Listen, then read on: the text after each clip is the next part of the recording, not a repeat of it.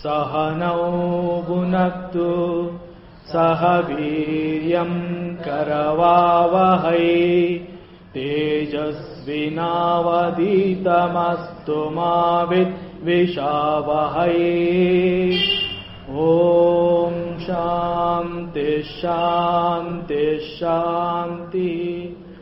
Shri Krishna servo निनगर्पितवागಲಿ।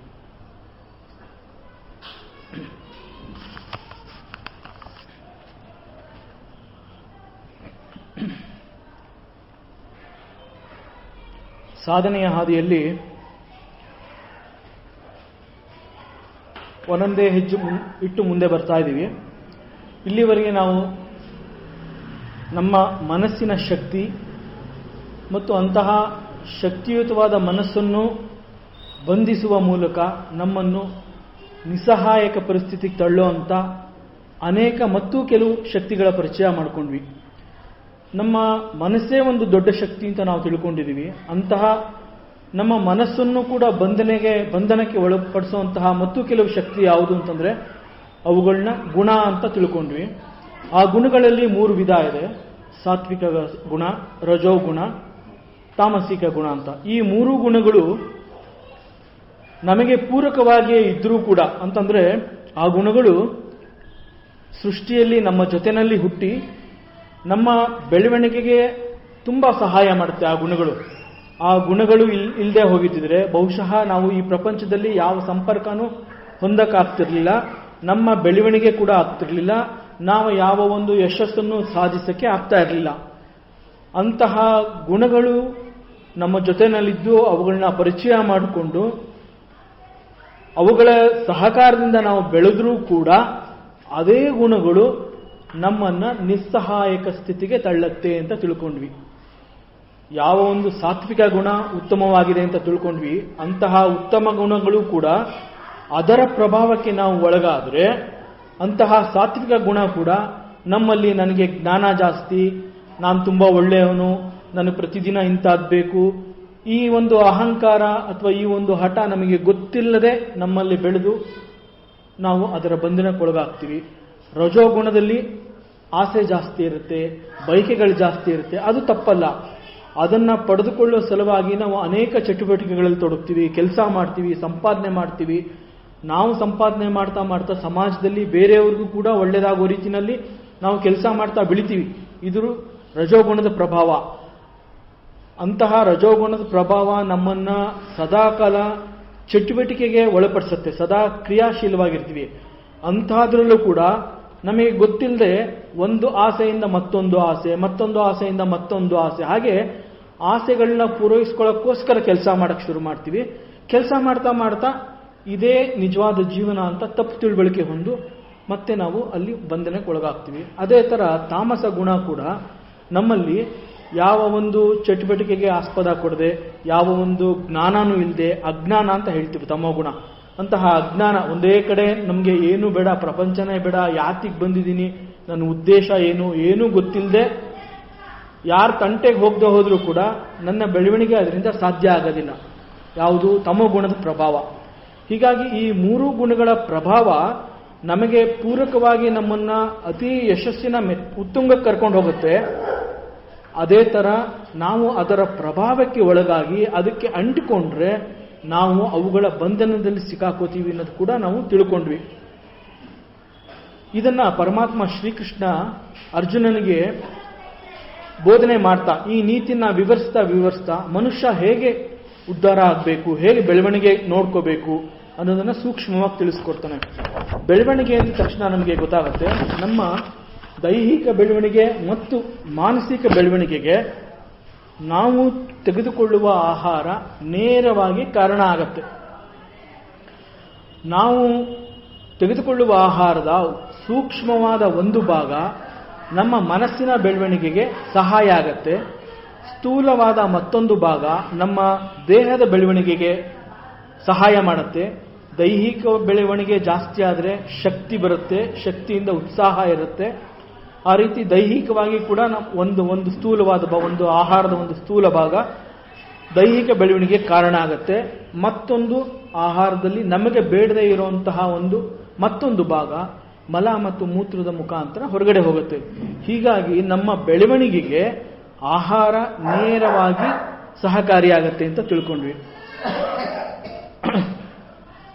ನಾವು ಯಾವ ಥರ ಆಹಾರ ತಗೋತೀವಿ, ಯಾವ ರೀತಿ ನಮ್ಮ ಆಹಾರ ಪದ್ಧತಿ ಇದೆ ಅನ್ನೋದ್ರ ಮೇಲೆ ನಮ್ಮ ನಡವಳಿಕೆಗಳು ಹೇಗಿದೆ ಪ್ರಪಂಚದಲ್ಲಿ, ನಾವು ಯಾವ ಥರ ಇದ್ದೀವಿ, ನಾವು ಶಾಂತವಾಗಿದ್ದೀವಾ, ನಮ್ಮಲ್ಲಿ ರೌದ್ರತೆ ಇದೆಯಾ, ನಾವು ಅಕ್ಕಪಕ್ಕದವ್ರ ಜೊತೆ, ನೆರೆಹೊರೆಯವ್ರ ಜೊತೆ, ಸಮಾಜದಲ್ಲಿ ನಮ್ಮ ಬಾಂಧವ್ಯ ಯಾವ ಥರ ಇದೆ, ಅದೆಲ್ಲ ನಮಗೆ ನೇರವಾಗಿ ತಿಳಿಸ್ಕೊಡುತ್ತೆ. ಯಾವುದು ನಾವು ತೆಗೆದುಕೊಳ್ಳುವ ಆಹಾರ, ಅದರ ಮುಖಾಂತರ ನಾವು ಹೆಂಗೆ ಬೆಳಿತೀವಿ ಅಂತಂದ್ರೆ, ಬೆಳೆದ ನಾವು ಯಾವ ರೀತಿ ಸಮಾಜದಲ್ಲಿ ಸಂಪರ್ಕ ಇಟ್ಕೊಂಡಿದ್ದೀವಿ ಅನ್ನೋದನ್ನು ತಿಳಿಸುತ್ತೆ. ನೇರವಾಗಿ ನಮಗೆ ಪರಿಚಯ ಮಾಡಿಕೊಡುತ್ತೆ. ನಾವು ಅದನ್ನು ತಿಳ್ಕೋಬೇಕು, ಗಮನಿಸಬೇಕು. ನಾ ಹೇಗೆ ಬೆಳೀತಾ ಇದ್ದೀನಿ, ನಾನು ಬೆಳೀತಾ ಇರೋದು ಕರೆಕ್ಟಾ ಅನ್ನೋದನ್ನ ನೋಡೋ ಶಕ್ತಿನ ನಾನು ತಿಳ್ಕೋಬೇಕು.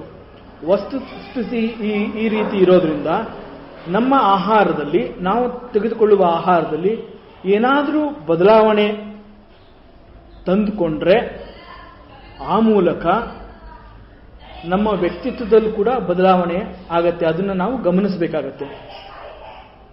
ನಾವು ತೆಗೆದುಕೊಳ್ಳುವ ಆಹಾರನ ಪರಮಾತ್ಮನ ಪ್ರಸಾದ ಇದು. ಆ ಟೈಮಲ್ಲಿ ನಮಗೆ ಏನು ಸಿಗುತ್ತೆ ಆವತ್ತಿನ ದಿವಸ ಊಟದ ತಟ್ಟೆ ಮುಂದ್ಗಡೆ ಏನಿರುತ್ತೆ, ಅದರಲ್ಲಿ ಏನಿರುತ್ತೆ ಅದು ಪ್ರಸಾದ ಅನ್ನೋ ಭಾವದಿಂದ ತಗೋಬೇಕು.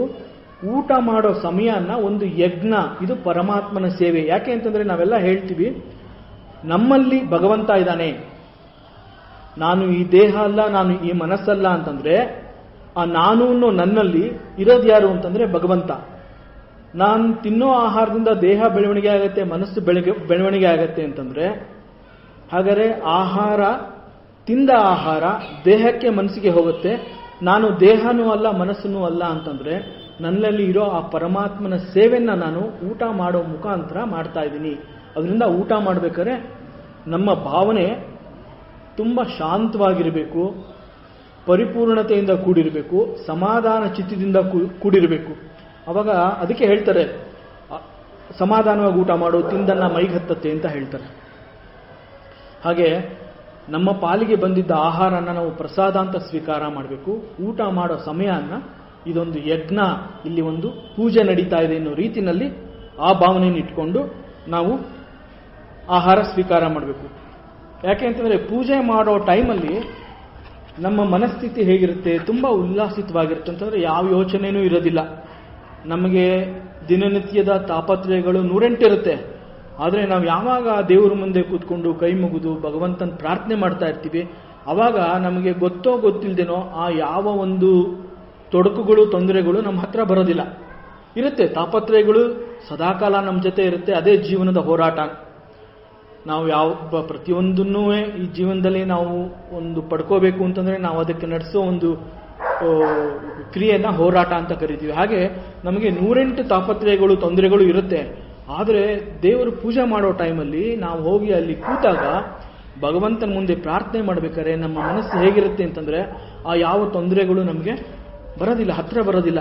ನಾವಾಯಿತು, ನಮ್ಮ ಪೂಜೆ ಆಯಿತು. ಆ ಟೈಮಲ್ಲಿ ನಮ್ಗೆ ಅಷ್ಟು ಸಮಾಧಾನ ಇರುತ್ತೆ. ಅಲ್ಲಿಂದ ಈಚೆ ಬಂದ್ಮೇಲೆ ಇರುತ್ತೆ ಜೀವನ, ಏನೂ ಮಾಡೋಕ್ಕಾಗೋದಿಲ್ಲ. ನಾವು ಊಟ ಮಾಡೋ ಟೈಮಲ್ಲಿ ಕೂಡ ಆ ಒಂದು ಸಮಾಧಾನ ಸ್ಥಿತಿನ ಇಟ್ಕೋಬೇಕು. ಯಾಕೆ ಅಂತಂದರೆ, ಊಟ ಮಾಡ್ತಾ ಇರೋದು ಪರಮಾತ್ಮನ ಸೇವೆ. ಮತ್ತೆ ಊಟ ಮಾಡೋಕ್ಕೆ ಬಂದಿರುವಂತಹ ಆಹಾರ ಪರಮಾತ್ಮನ ಪ್ರಸಾದ. ಪರಮಾತ್ಮನ ಪ್ರಸಾದ ಸ್ವೀಕಾರ ಮಾಡಬೇಕಾದ್ರೆ ನಾವು ಅಷ್ಟು ಸಮಾಧಾನಕರವಾಗಿರಬೇಕು ಅನ್ನೋದನ್ನ ಇಲ್ಲಿ ಹೇಳುತ್ತೆ.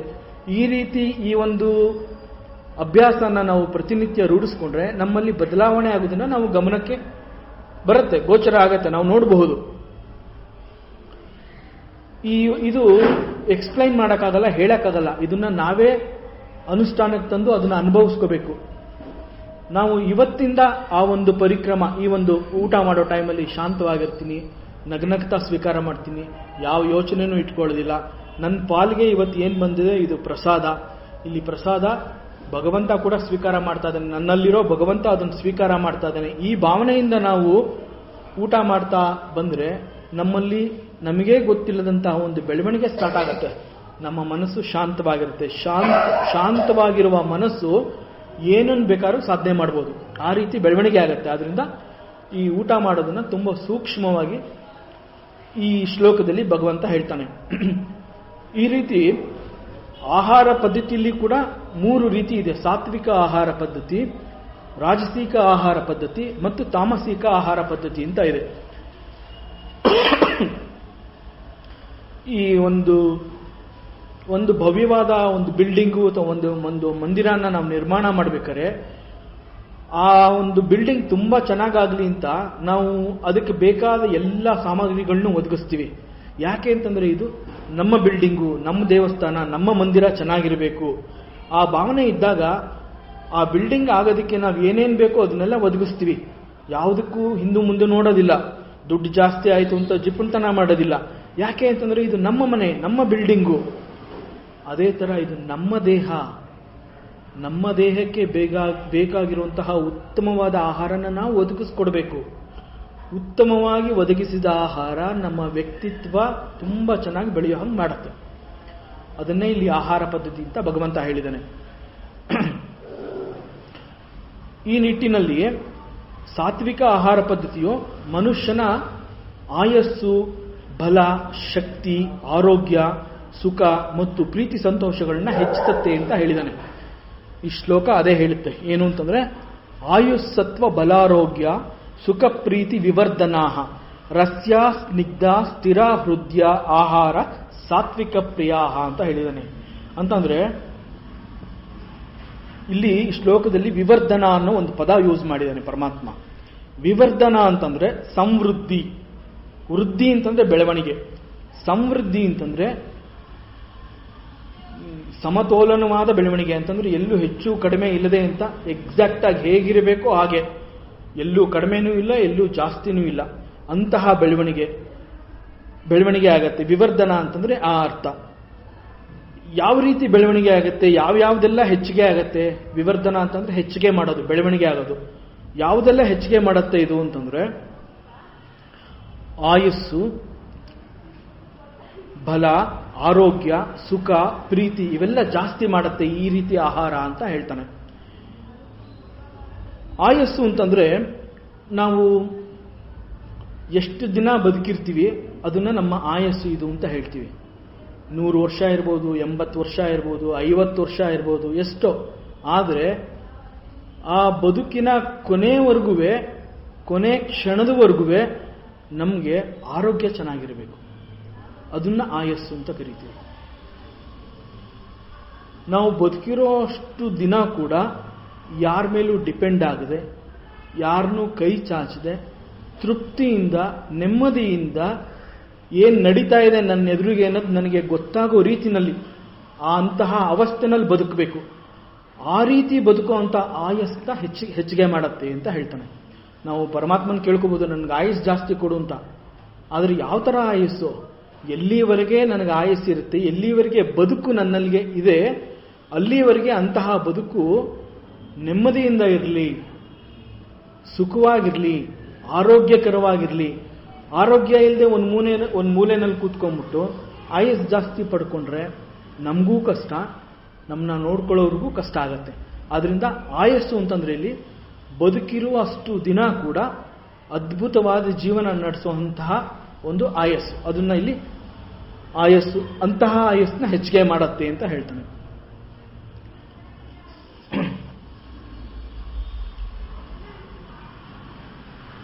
ಶಕ್ತಿ, ಆರೋಗ್ಯ, ಸುಖವಾಗಿ, ಸಂತೋಷ ಮತ್ತು ಪ್ರೀತಿಯಿಂದ ಜೀವನ ಮಾಡಬೇಕು. ಇದನ್ನ ಆಯಸ್ಸು ಅಂತ ಹೇಳ್ತೀನಿ. ಪ್ರೀತಿ ಅಂತಂದ್ರೆ ಏನು ಅಂತಂದ್ರೆ, ಯಾವುದನ್ನ ಪ್ರೀತಿ ಅಂತ ಹೇಳ್ತಾನೆ ಇಲ್ಲಿ ಭಗವಂತ ಅಂತಂದ್ರೆ,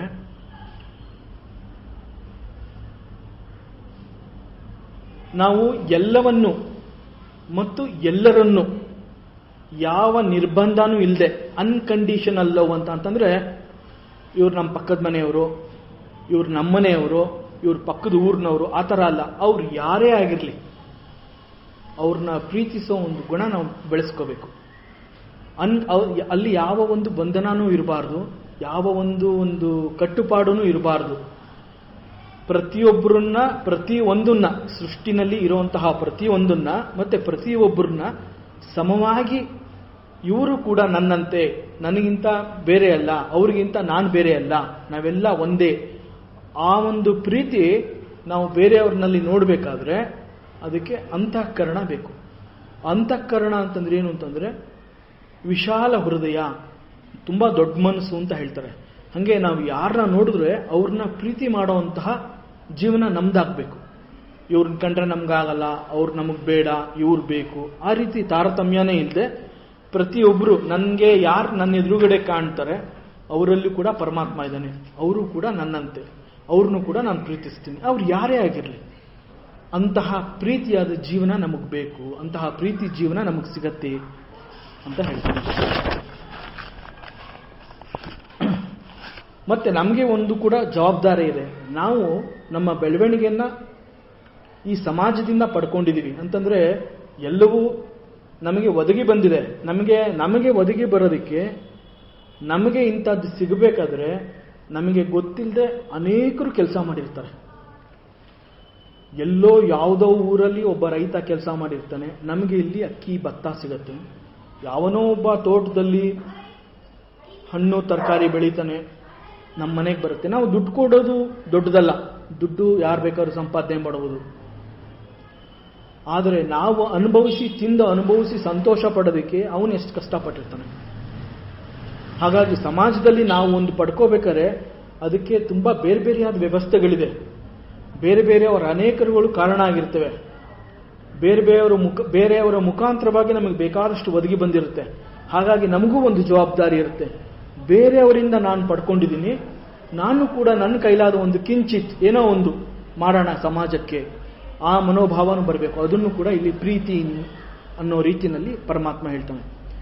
ಮತ್ತೆ ಯಾವ ತರ ಆಹಾರ ತಗೊಂಡ್ರೆ ಈ ರೀತಿ ಬದಲಾವಣೆಗಳನ್ನ ನಾವು ನೋಡ್ಬೋದು ಅಂತ ಹೇಳ್ತಾನೆ. ಯಾವ ತರ ಆಹಾರ ಅಂತಂದ್ರೆ ರಸ್ಯಾಹ ಸ್ನಿಗ್ಧಾಹ ಸ್ಥಿರ ಹೃದಯ ಆಹಾರ ಅಂತ ಹೇಳ್ತಾನೆ. ರಸ್ಯಾಹ ಅಂತಂದ್ರೆ ಏನು? ರಸ್ಯಾಹ ಅಂತಂದ್ರೆ ನಾವು ತೆಗೆದುಕೊಳ್ಳುವ ಯಾವ ಆಹಾರ ಒಂಥರ ರಸಭರಿತವಾಗಿದೆ, ಜ್ಯೂಸಿ ಆಗಿದೆ ಅಂತ ಹೇಳ್ತೀವಿ. ಹೆಚ್ಚು ಕಡಿಮೆ ಸಾಮಾನ್ಯವಾಗಿ ಈ ಹಣ್ಣು ತರಕಾರಿಗಳಲ್ಲಿ ಈ ಅಂಶ ಇರುತ್ತೆ, ನೀರಿನ ಅಂಶ ಇರುತ್ತೆ. ಹಣ್ಣುಗಳಲ್ಲಿ ಒಂದು ಸಿಹಿ ಜ್ಯೂಸಿ ಇರುತ್ತೆ.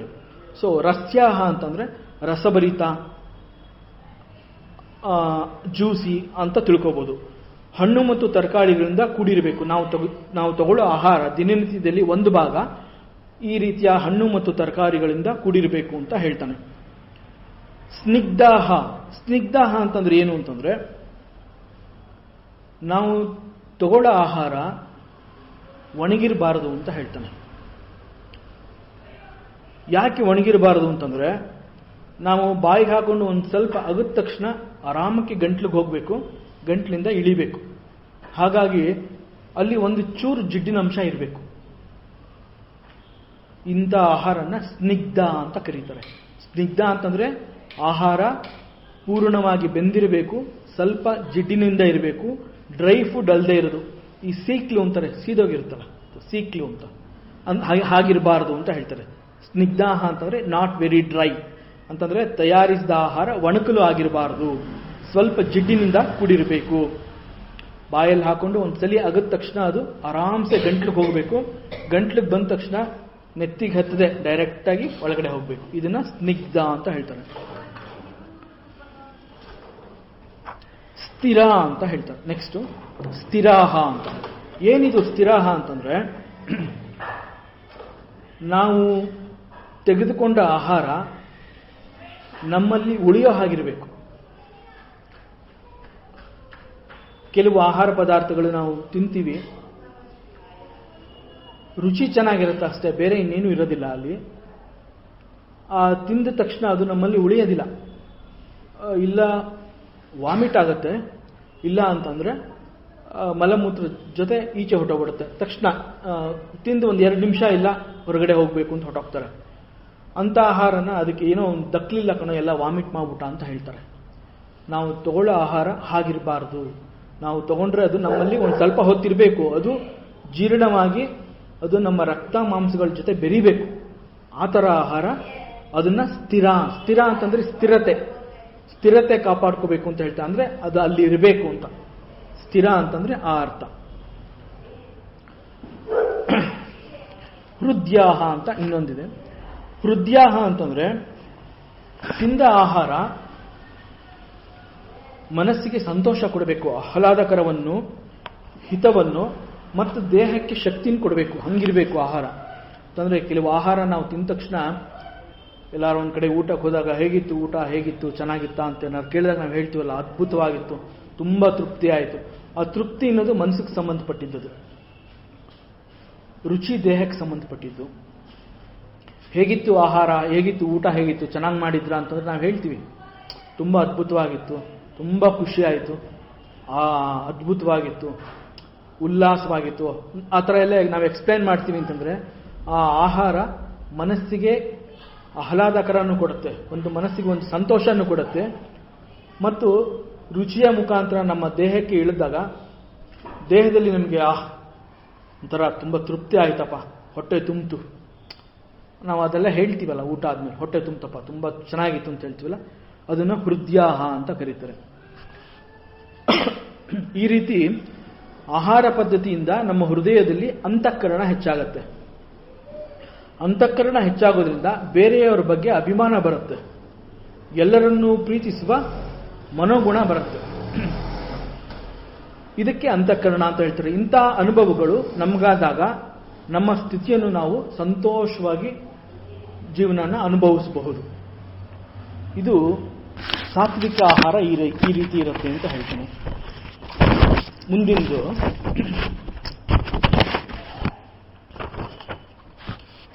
ಮುಂದಿನ ಆಹಾರ ಪದ್ಧತಿ ರಾಜಸಿಕ ಆಹಾರ. ಅದು ಯಾವ ತರ ಇದೆ ಕೇಳೋಣ. ಕಟ್ವಂ ಲಲವಣಾತ್ಯುಷ್ಣ ತೀಕ್ಷ್ಣ ರೂಕ್ಷ ವಿದಾಹಿನಃ ಆಹಾರ ರಾಜಸಸ್ಯೇಷ್ಟ ದುಃಖ ಶೋಕಮಯ ಪ್ರದಾಹ. ಈ ಶ್ಲೋಕದಲ್ಲಿ ಪದಗಳ ಜೋಡಣೆಯನ್ನ ನೀವು ಸ್ವಲ್ಪ ಗಮನ ಕೊಟ್ರೆ ಒಂಥರ ಅದು ಈ ಶ್ಲೋಕ ಹೇಳಿದ್ರೆ ಸಾಕು, ಒಂದು ಹೀಟ್ ಪ್ರೊಡ್ಯೂಸ್ ಆದಂಗಾಗತ್ತೆ. ಯಾಕೆ ಅಂತಂದ್ರೆ ಅಲ್ಲಿ ಯೂಸ್ ಮಾಡಿರೋ ಪದಗಳು ಹಂಗಿವೆ. ಕಟ್ವಂ, ಲಲವಣಂ, ತ್ಯುಷ್ಣ, ಉಷ್ಣ, ತೀಕ್ಷ್ಣ, ರೂಕ್ಷ. ಈ ರೀತಿ ಪದಗಳನ್ನ ಉಚ್ಚಾರಣೆ ಮಾಡಿದಾಗ ದೇಹದಲ್ಲಿ ಒಂದು ರೀತಿಯ ಶಾಖ ಈಚೆ ಬರುತ್ತೆ. ಈ ಕೆಲವು ಸಲ ನಾವು ಕೇಳಿರ್ಬೋದು, ಈ ವೇದ ಮಂತ್ರಗಳು ಅಥವಾ ರುದ್ರ ಮಂತ್ರಗಳನ್ನ ಹೇಳಿದ್ಮೇಲೆ ಅವರು ಹೆಚ್ಚಿನ ಆಹಾರ ಸೇವನೆ ಮಾಡ್ತಾರೆ. ಯಾಕೆ ಅಂತಂದ್ರೆ ಅವರಲ್ಲಿ ಅಷ್ಟು ಶಕ್ತಿ ಕಡಿಮೆ ಆಗಿರುತ್ತೆ, ಅದು ಅವ್ರನ್ನ ಅಷ್ಟು ಸುಸ್ತು ಮಾಡಿಸುತ್ತೆ. ಮತ್ತೆ ಅದರಿಂದ ಈ ಕೆಲವು ವೇದ ಮಂತ್ರಗಳು ಅದು ಪ್ರಾಣಾಯಾಮ ಮಾಡಿದ್ರೆ ಏನು ಅನುಭವ ಕೊಡುತ್ತೆ, ಈ ಕೆಲವು ಮಂತ್ರಗಳ ಉಚ್ಚಾರಣೆ ಕೂಡ ಅದೇ ರೀತಿ ಇರುತ್ತೆ. ಹಾಗಾಗಿ ಈ ಶ್ಲೋಕದಲ್ಲಿ ಆ ಪ್ರಯೋಗ ಆಗಿದೆ. ಇಲ್ಲಿ ಸೇರಿರೋ ಪದಗಳು ಆ ರೀತಿ, ಅದು ಒಂದ್ಸಲಿ ಹೇಳಿದ್ರೆ ಒಂಥರ ದೇಹದಲ್ಲಿ ಶಾಖ ಉತ್ಪತ್ತಿ ಆದಂಗಾಗತ್ತೆ.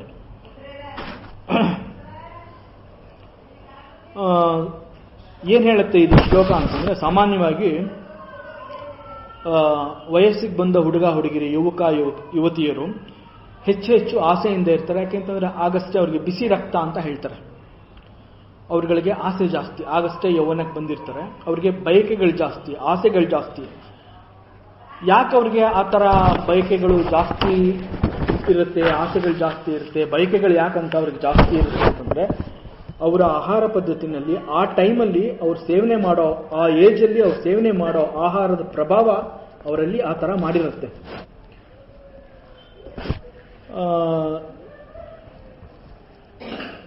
ಸಾಮಾನ್ಯವಾಗಿ ಏನ್ ಹೇಳ್ತಾರೆ ಅಂತಂದ್ರೆ, ಉಪ್ಪು ಹುಳಿ ತಿನ್ನೋ ಏಜಪ್ಪ ಅವ್ರದ್ದು, ಅವರಿಗೆ ಕೋಪ ಜಾಸ್ತಿ, ಆಸೆ ಜಾಸ್ತಿ, ಈ ತರ ಹೇಳ್ತಾರೆ.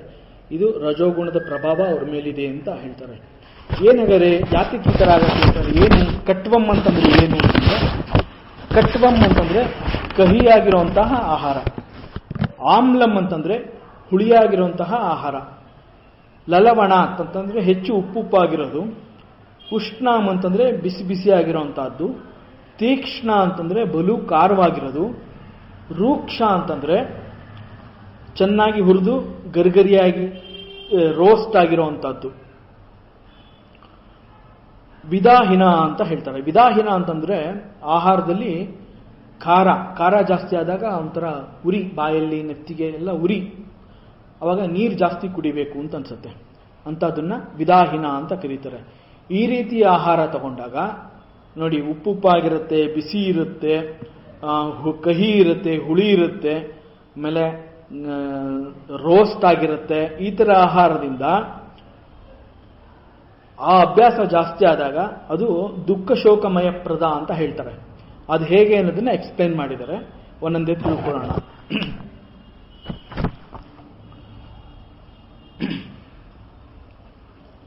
ಸಾಮಾನ್ಯವಾಗಿ ರಜೋಗುಣದ ವ್ಯಕ್ತಿಗಳಿಗೆ ನಾಲಿಗೆಗೆ ಚಪಲ ಜಾಸ್ತಿ ಅಂತ ಹೇಳ್ತಾರೆ. ಅವರಿಗೆ ಆಹಾರ ಅತ್ಯಂತ ಖಾರವಾಗಿರಬೇಕು, ಉಪ್ಪು ಹುಳಿ ಖಾರ ಎಲ್ಲ ಜಾಸ್ತಿ ಇರಬೇಕು. ಕಾರಣ ಅವರ ಆಹಾರದಲ್ಲಿ ಸ್ವಲ್ಪ ಮಟ್ಟಿಗೆ ಕಹಿ ಇರುವಂತಹ ಪದಾರ್ಥಗಳನ್ನ ಹುಡುಕ್ತಾರೆ. ಯಾವಾಗ ಒಂದು ಆ ಪದಾರ್ಥದಲ್ಲಿ, ಒಂದು ತರಕಾರಿನಲ್ಲಿ ಕಹಿ ಜಾಸ್ತಿ ಇರುತ್ತೆ, ಆ ಕಹಿನ ಮುಚ್ಚೋದಕ್ಕೆ ಅದನ್ನು ಪ್ರಿಪೇರ್ ಮಾಡೋ ಟೈಮಲ್ಲಿ, ಅದನ್ನು ಬೇಯಿಸಿ ಅದನ್ನು ಒಂದು ಅಡಿಗೆ ಮಾಡೋ ಟೈಮಲ್ಲಿ ಅದಕ್ಕೆ ಉಪ್ಪು ಹುಳಿ ಖಾರ ಎಲ್ಲ ಜಾಸ್ತಿ, ಆ ಕಹಿ ಮುಚ್ಚಬೇಕಲ್ಲ, ಹಂಗಾಗಿ ಅದನ್ನ ಜಾಸ್ತಿ ಹುರಿತಾರೆ. ಈ ಹಾಗಲಕಾಯಿ ಮಾಡ್ಬೇಕಾದ್ರೆ ಜಾಸ್ತಿ ಹುರಿತಾರೆ, ಎಣ್ಣೆ ಹಾಕ್ತಾರೆ, ಹಂಗೂ ಅದ್ರದ್ದು ಕಹಿ ಹೋಗೋದಿಲ್ಲ ಅಂತ ಒಂದು ಸ್ವಲ್ಪ ಉಪ್ಪು ಜಾಸ್ತಿ, ಒಂದು ಸ್ವಲ್ಪ ಖಾರ ಜಾಸ್ತಿ, ಹೀಗೆ ಎಲ್ಲ ಆದ್ಮೇಲೆ ಅದು ರುಚಿ ಆಗತ್ತೆ. ಅದನ್ನ ಒಂದು ರುಚಿಗೆ ತರೋದಕ್ಕೆ ಇಷ್ಟು ಪ್ರೋಸೆಸ್ ಆಗಿರುತ್ತೆ. ಉಪ್ಪು ಜಾಸ್ತಿ ಹಾಕಬೇಕು, ಹುಳಿ ಜಾಸ್ತಿ ಹಾಕಬೇಕು, ಖಾರ ಜಾಸ್ತಿ ಹಾಕಬೇಕು, ಎಣ್ಣೆ ಜಾಸ್ತಿ ಹಾಕಬೇಕು, ಇದೆಲ್ಲ ಸೇರ್ಕೊಂಡು ಆದ್ಮೇಲೆ ಅದು ರುಚಿಗೆ ಬಂದಿರುತ್ತದು. ಸೊ ಈ ರೀತಿ ಆಹಾರ ಅವರು ಇಷ್ಟಪಡ್ತಾರೆ, ಆ ಥರ ಆಹಾರನ ಅವ್ರು ಜಾಸ್ತಿ ಸೇವಿಸ್ತಾರೆ. ಹೀಗೆ ಆ ಥರ ಆಹಾರನ ಸೇವಿಸಿದವರ ಮನಸ್ಸು ಹೇಗಿರುತ್ತೆ ಅಂತಂದ್ರೆ, ಅವ್ರಿಗೆ ಆಸೆಗಳನ್ನ, ಬಯಕೆಗಳನ್ನ ಅವರಿಂದ ಈಚೆ ಹಾಕುವಂತಹ ಈ ರುಚಿ ತಿಂದಿದ್ರಿಂದ ಅವರಲ್ಲಿ, ಮನಸ್ಸಿನಲ್ಲಿ ಮತ್ತು ದೇಹದಲ್ಲಿ ಅವರಲ್ಲಿ ಎಲ್ಲಿವರೆಗೆ ಅದುಮಿಟ್ಕೊಂಡಿದ್ದಂತಹ ಆಸೆ ಬಯಕೆಗಳು ಈ ಆಹಾರನ ತಿಂತ ಅದು ಅವರಿಂದ ಈಚೆ ಬರುತ್ತೆ. ಆ ರೀತಿ ಈ ಆಹಾರದ ಗುಣ ಅದು.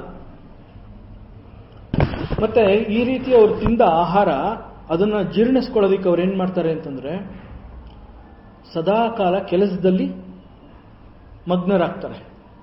ನೋಡಿ ಕನೆಕ್ಷನ್ಸ್ ಹೆಂಗಿದೆ. ಈ ರೀತಿ ಆಹಾರ ಬೇಕು ಅಂತ ಆಸೆ ರಜೋಗುಣದವ್ರಿಗೆ.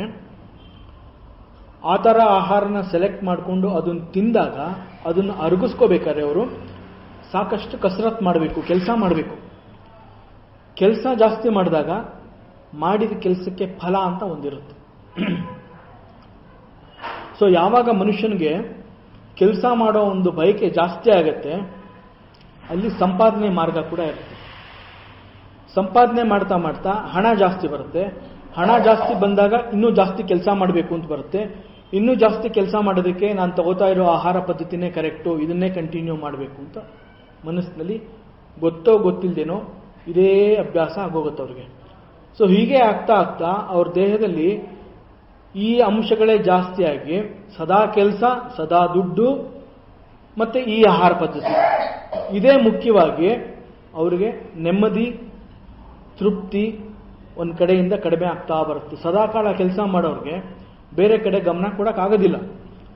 ಬೇರೆ ಕಡೆ ಗಮನ ಕೊಡದೇ ಇದ್ದಾಗ ಅವ್ರಿಗೆ ಮನಸ್ಸಿನ ಶಾಂತಿ ಇರೋದಿಲ್ಲ, ತೃಪ್ತಿ ಇರೋದಿಲ್ಲ. ಹೀಗಾಗಿ ಅವರಿಗೆ ದುಃಖ ಮತ್ತು ಅಶಾಂತಿಗಳೇ ಪ್ರಾಪ್ತಿಯಾಗತ್ತೆ ಅಂತ ಹೇಳ್ತಾರೆ. ಅದನ್ನೇ ಇಲ್ಲಿ ದುಃಖ ಶೋಕ ಮಯಪ್ರದ ಅಂತ ಹೇಳ್ತಾನೆ. ಸೊ ಈ ರೀತಿ ಆಹಾರನ ಬದಲಾಯಿಸೋದ್ರಿಂದ ನನ್ನ ಆರೋಗ್ಯ ಸರಿ ಹೋಗಬಹುದು, ನನಗೆ ನೆಮ್ಮದಿ ಸಿಗಬಹುದು, ನನ್ನಲ್ಲಿ ತಾಳ್ಮೆ ಬರಬಹುದು ಅಂತ ಯೋಚನೆ ಕೂಡ ಅವ್ರ ಹತ್ರ ಬರೋದಿಲ್ಲ. ಈ ರೀತಿ ಆಹಾರ ಪದ್ಧತಿಗೆ ಅವ್ರ ಅಭ್ಯಾಸ ಆಗಿರೋದ್ರಿಂದ ಆ ಆಹಾರನೇ ಬಯಸ್ತಾರೆ. ಬಯಸಿ ತಿಂದ ಆಹಾರದಿಂದ ಮತ್ತೆ ಕೆಲಸ ಮಾಡ್ತಾರೆ. ಕೆಲಸ ಮಾಡಿ ಹೆಚ್ಚು ಹಣ ಸಂಪಾದನೆ ಮಾಡ್ತಾರೆ.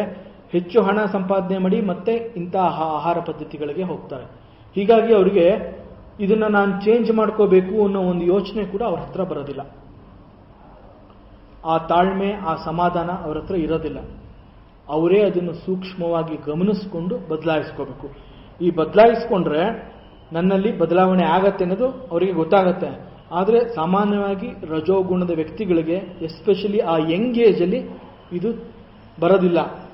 ಬರ್ತಾ ಬರ್ತಾ ಬರ್ತಾ ಸ್ವಲ್ಪ ಆರೋಗ್ಯದಲ್ಲಿ ಏರುಪೇರಾದಾಗ, ಜವಾಬ್ದಾರಿ ಅನ್ನೋದು ಆ ಮಧ್ಯ ವಯಸ್ಸಿಗೆ ಬಂದಾಗ ಗೊತ್ತಾಗತ್ತೆ, ನನಗೆ ಹೆಂಡತಿ ಮಕ್ಕಳಿದ್ದಾರೆ, ಮನೆ ಇದೆ, ನಾನು ಸ್ವಲ್ಪ ಗಮನ ಕೊಡಬೇಕು, ಇಷ್ಟೊಂದು ಕೆಲಸ ಮಾಡಬಾರ್ದು, ನನಗೆ ಸ್ವಲ್ಪ ರೆಸ್ಟ್ ಬೇಕು, ನನ್ನ ಆರೋಗ್ಯ ನೋಡ್ಕೋಬೇಕು, ಇಂಥ ಆಹಾರನ ತಿನ್ನಬಾರ್ದು ಅನ್ನೋದು ಯಾವಾಗ ಗೊತ್ತಾಗುತ್ತೆ ಅಂತಂದರೆ ಆ ಮಧ್ಯ ವಯಸ್ಕರಿಗೆ ಆ ಒಂದು ಏಜಲ್ಲಿ 40-45 ವರ್ಷಕ್ಕೆ ಬಂದಾಗ ಅವರಿಗೆ ಜವಾಬ್ದಾರಿ ಇದನ್ನೆಲ್ಲ ಜ್ಞಾಪಿಸುತ್ತೆ. ಅಲ್ಲಿಯವರೆಗೆ ಅವರಿಗೆ ಅವರ ಆಹಾರ ಪದ್ಧತಿ ಅವ್ರಿಗೆ ಈ ರೀತಿ ಯೋಚನೆ ಒಳಗಡೆ ಬರೋದಕ್ಕೆ ಬಿಡೋದಿಲ್ಲ. ಇದು ರಜೋಗುಣದ ಆಹಾರ ಪದ್ಧತಿ. ಹಾಗಾದರೆ ತಾಮಸ ಮನಸ್ಸಿನ ವ್ಯಕ್ತಿಗಳು ಅವರ ಆಹಾರ ಪದ್ಧತಿ ಹೇಗಿರುತ್ತೆ ಅದನ್ನ ಭಗವಂತ ಮುಂದಿನ ಶ್ಲೋಕದಲ್ಲಿ ಹೇಳ್ತಾನೆ.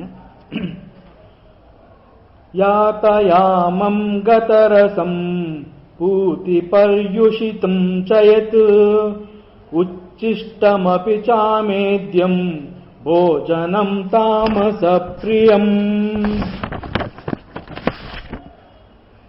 ಅವರ ಆಹಾರ ಯಾವ ತರ ಇರುತ್ತೆ? ಈ ರಾಜಸಿಕ ಗುಣದ ವ್ಯಕ್ತಿಗಳು ಯಾವ ತರ ಆಹಾರ ಇಷ್ಟಪಡ್ತಾರೆ ಅಂತಂದ್ರೆ ತುಂಬಾ ಆಶ್ಚರ್ಯ ಆಗತ್ತೆ, ತುಂಬಾ ದುಃಖ ಆಗತ್ತೆ. ಅರ್ಧ ಬೆಂದಿರೋ ಆಹಾರ, ರುಚಿ ಇಲ್ಲದೆ ಇರೋವಂಥದ್ದು, ದುರ್ವಾಸನೆಯಿಂದ ಕೂಡಿರೋವಂಥದ್ದು, ತಂಗಳ ಅನ್ನ, ಮತ್ತೆ ಯಾರೋ ತಿಂದು ಮಿಕ್ಸ್ ಇರ್ತಾರಲ್ಲ, ಉಂಡು ಮಿಕ್ಕಿರುವ ಅನ್ನ, ಈ ರೀತಿಯ ಆಹಾರ ಪದಾರ್ಥಗಳನ್ನ ಪರಮಾತ್ಮನಿಗೆ ಸಮರ್ಪಣೆ ಮಾಡೋಕ್ಕಾಗದೇ ಇಲ್ಲ, ನೈವೇದ್ಯ ಮಾಡೋಕ್ಕಾಗೋದಿಲ್ಲ. ಆದರೆ ಅಂಥ ಆಹಾರ ತಾಮಸ ಪ್ರಿಯರಿಗೆ ಹೆಚ್ಚು ಇಷ್ಟವಾಗತ್ತೆ ಅಂತ ಹೇಳ್ತಾನೆ. ಹೌದಾ, ಇದು ನಿಜಾನಾ ಅಂತಂದ್ರೆ ಡೈರೆಕ್ಟ್ ಆಗಿ ಪರಮಾತ್ಮ ಇಲ್ಲಿ ಅದನ್ನ ಒಂದೊಂದನ್ನು ನೀಟಾಗಿ ಎಕ್ಸ್ಪ್ಲೈನ್ ಮಾಡಿದ್ದಾನೆ. ಈಗ ತಿಳಿಸಿದ ಆಹಾರನ ನಾವು ಮನಸ್ಸಿಗೆ ತಗೊಂಡ್ರೆ, ಸಪೋಸ್ ನಮ್ಗಳಿಗೆ ಈ ಅಭ್ಯಾಸ ಇಲ್ಲ, ನಾವೆಲ್ಲ ಉತ್ತಮವಾದ ಚಟುವಟಿಕೆಯಿಂದ ಕೂಡಿದ್ದೀವಿ, ಸಾತ್ವಿಕ ಯೋಚನೆ ಮಾಡ್ತೀವಿ, ನಮಗೆ ಕೆಲವು ಜವಾಬ್ದಾರಿಗಳಿದೆ. ಹೀಗಾಗಿ ಈ ತಾಮಸ ಗುಣದವ್ರು ಈ ತರ ಆಹಾರ ತಿಂತಾರ ಅಂತಂದ್ರೆ, ಅಂತ ಆಹಾರನ ನಮ್ಮ ಕಣ್ಮುಂದೆ ಬಂದ್ರೆ ನಾವು ಖಂಡಿತ ನಮಗೆ ತಿನ್ನೋದಕ್ಕೆ ಆಗೋದಿಲ್ಲ, ನಮಗೆ ಅದನ್ನ ಯೋಚನೆ ಮಾಡೋಕ್ಕೂ ಕೂಡ ಆಗೋದೇ ಇಲ್ಲ, ನಮ್ಮ ಕಲ್ಪನೆ ಕೂಡ ಅಂತದ್ದು ಬರೋದಿಲ್ಲ. ಇಂತಹ ಆಹಾರನ ಯಾರು ತಾನೇ ತಿಂತಾರೆ ಅಂತ ಆಶ್ಚರ್ಯ ಆಗುತ್ತೆ. ಆದರೆ ತಾಮಸಿಕರಾದವ್ರಿಗೆ ಇದು ತಿನ್ನಕ್ಕೆ ಸಾಧ್ಯನಾ ಅನ್ನೋ ಒಂದು ಕ್ವಶನ್ ಮಾರ್ಕ್ ನಮ್ಮಲ್ಲಿ ಬರುತ್ತೆ. ನಮ್ಗೆ ಯಾಕೆಂತಂದ್ರೆ ಇದು ಕಲ್ಪನೆಗೂ ಮೀರಿದ ಸತ್ಯ. ಇದು ಸುಮ್ಮನೆ ಹೇಳಿಲ್ಲ, ಇದು ನಮ್ಮ ಕಲ್ಪನೆಗೆ ಊಹಿಸ್ಕೊಂಡ್ರೆ ಬಹಳ ದುಃಖ ಆಗತ್ತೆ. ಆದರೆ ಇದು ಸತ್ಯ. ಹೇಗೆ ಅಂತಂದ್ರೆ,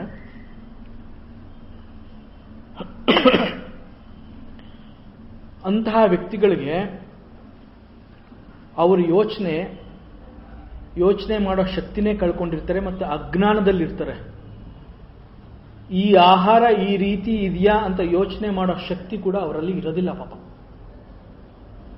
ಹಾಗಾಗಿ ಅವರು ಆ ಟೈಮಲ್ಲಿ ಏನ್ ಸಿಕ್ತೋ ಅದನ್ನ ತಗೊಂಡ್ಬಿಡ್ತಾರೆ. ಯಾಕೆ ಆ ಥರ ಆಗತ್ತೆ ಅವ್ರಿಗೆ? ನಮ್ಗೆ ಯಾಕೆ ಇದಾಗೋದಿಲ್ಲ ಅಂತಂದ್ರೆ, ನಾವು ಶುದ್ಧವಾದ ಮನಸ್ಸಿನಿಂದ ಸಾತ್ವಿಕ ಯೋಚನೆಗಳಿಂದ ಕೂಡಿದೀವಿ, ನಮ್ಮ ಕಲ್ಪನೆಗೆ ಅದು ಸಿಗೋದಿಲ್ಲ.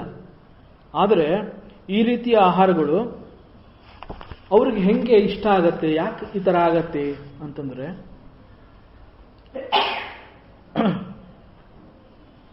ಅವರ ವ್ಯಕ್ತಿತ್ವನೇ ಆ ರೀತಿ ಇರುತ್ತೆ. ಅವರ ವ್ಯಕ್ತಿತ್ವಕ್ಕೆ ತಕ್ಕಂತೆ ಆ ಆಹಾರ ಅವ್ರನ್ನ ಹುಡುಕೊಂಡು ಬರುತ್ತೆ. ನೋಡಿ, ಇಲ್ಲಿ ಈ ಶ್ಲೋಕದಲ್ಲಿ ಯಾತಯಾಮಂ ಅಂತ ಹೇಳ್ತಾರೆ. ಯಾತಯಾಮಂ ಅಂತಂದ್ರೆ, ಶಾಸ್ತ್ರದಲ್ಲಿ ಒಂದು ದಿನದಲ್ಲಿ 8 ಯಾಮ ಇದೆ ಅಂತ ಹೇಳ್ತಾರೆ. ಒಂದು ಯಾಮಕ್ಕೆ 3 ಗಂಟೆಗಳ ಅವಧಿ. ಒಂದು ಯಾಮಕ್ಕೆ 3 ಗಂಟೆಗಳ ಅವಧಿ, ಒಂದು ದಿನಕ್ಕೆ 8 ಯಾಮಗಳು ಅಂತಂದ್ರೆ 24 ಗಂಟೆಗಳಾಯಿತು.